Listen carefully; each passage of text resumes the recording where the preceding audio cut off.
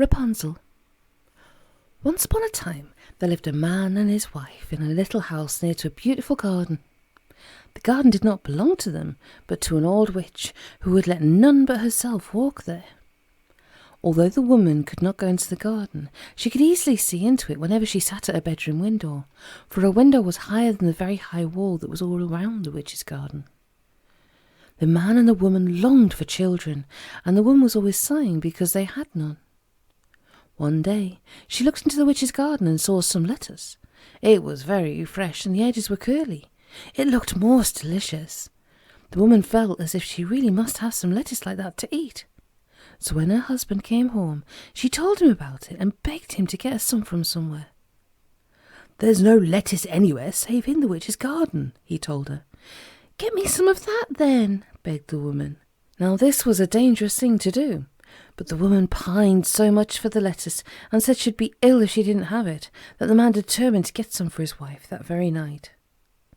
So when it was dark, he climbed over the high wall and went to the lettuce bed. He pulled 2 big handfuls of the fresh green leaves and then hurried back to his wife. She ate it and found it so good that she begged him to get her some more on the next night. So the man climbed over a second time and went to the lettuce bed. But this time the old witch was on the watch for him, and she came limping towards him in a great rage. "How dare you! How dare you!" she shouted in an angry voice. "I grow those lettuces for myself, not for thieves." "Madam, forgive me," begged the man.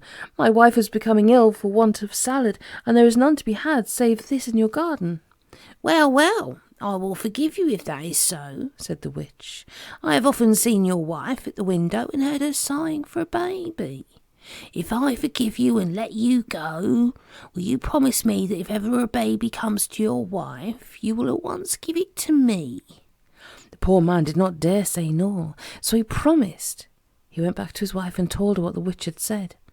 She was very upset, but she could not scold her husband for making the promise, since it was her fault that he had been caught in the garden. Soon after that, a little baby girl was born to the man and his wife. They were delighted with her, and their grief was terrible when the witch walked in one day and reminded them of their promise. She picked up the baby and walked off with it, leaving the woman sobbing. The baby grew up into a most beautiful girl, with wonderful golden hair. The witch called her Rapunzel, which is the witch word for lettuce. Soon she grew so very beautiful that the witch was sure someone would steal her and run away with her.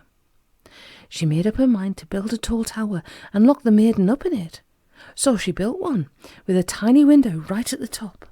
There was no door and no stairway, so the girl could not get out, and no one could get in. She was kept quite safe there. Every evening the witch came to see how Rapunzel was getting on. She couldn't get into her except in one way, and that was the most curious one. She stood beneath Rapunzel's window and called up to her. When Rapunzel leant out, the witch said, "Rapunzel, Rapunzel, let down your hair, that I may climb without a stair." Then Rapunzel let down her lovely hair as golden as corn in the sunshine. It was in 2 plaits, and was so long it reached right from the window to the ground. The witch climbed up the plaits every day, and so entered the tower to talk to Rapunzel and give her food. Now one day a prince came riding through the forest and saw the strange little tower. He rode near and was surprised to hear someone singing. He rode around the tower, trying to find the door, and was astonished to find none at all. He did not see how there could be anyone singing in the tower if there was nowhere to get in. He listened. It was true. There really was someone singing, and singing with a very sweet voice too. The prince rode away very puzzled. He determined to go the next day and hear the voice again, and perhaps catch a glimpse of the singer. So the next day he rode that way. He was nearly there when he saw an old witch hobbling through the forest not very far away, and he followed her. Perhaps she has something to do with that strange tower, he thought. He saw her stand at the bottom of the tower and cry out, "Rapunzel, Rapunzel, let down your hair, that I may climb without a stair." To the prince's great astonishment, he saw 2 long golden plaits let down, and the witch climbed up them. "So that's why there's no door," said the prince. "Now I know the way in." Early the next morning he went to the tower again and stood at the bottom.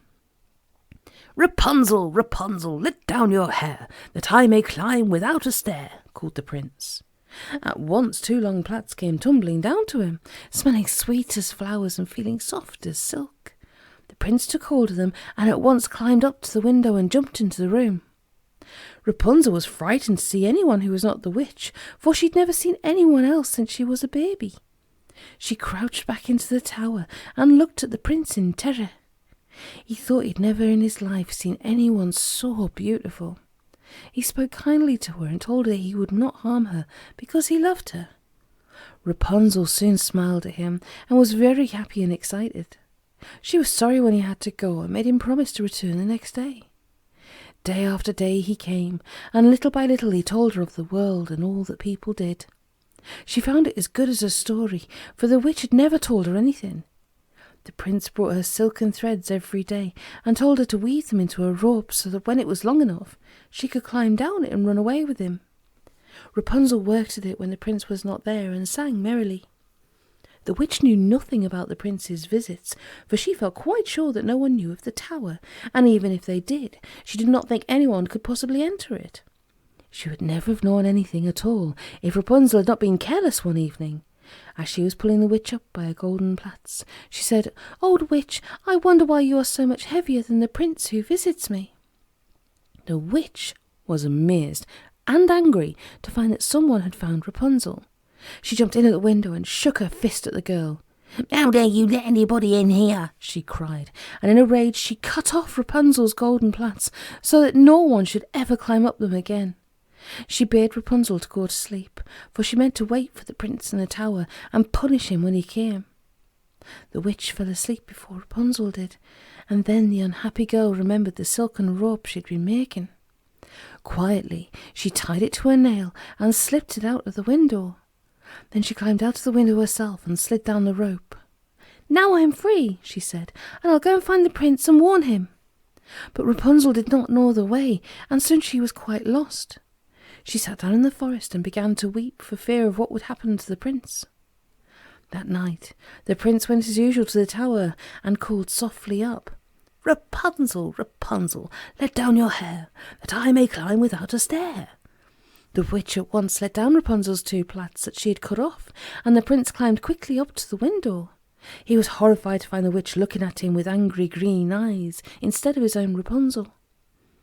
"Now the bird has flown, you see," snarled the witch.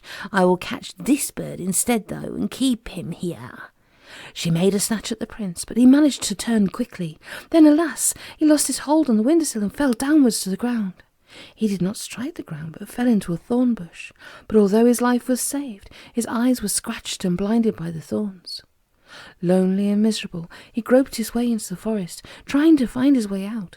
But he could not see, and soon he was lost. And then suddenly he heard a sweet song in the distance. "Surely that is Rapunzel's voice," he said, and went towards the sound as quickly as he could. Sure enough, it was the maiden sitting on a mossy bank, shorn of her beautiful locks. Then she saw the poor blinded prince, and she ran to him in sorrow and put her arms around his neck. 2 big tears fell from her eyes onto his. And lo and behold, his scratches were all healed, and he could see as well as ever. He took Rapunzel safely out of the forest and made his way back to the palace. There they were married, and soon forgot about the old witch and lived happily ever after.